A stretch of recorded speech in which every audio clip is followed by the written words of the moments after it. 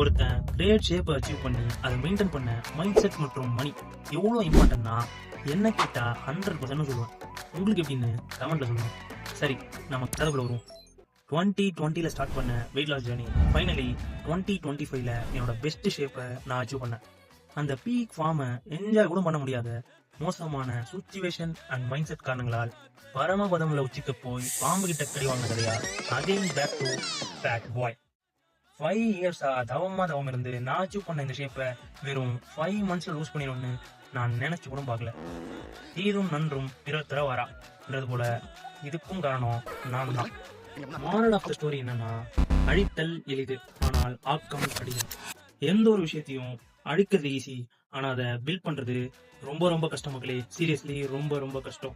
இதுல நான் இப்ப மறுபடியும் முதல்ல இருந்து ஸ்டார்ட் பண்ணுவேன். எல்லா பட்டி அழிங்க, நான் முதல்ல இருந்து சாப்பிட்றேன்.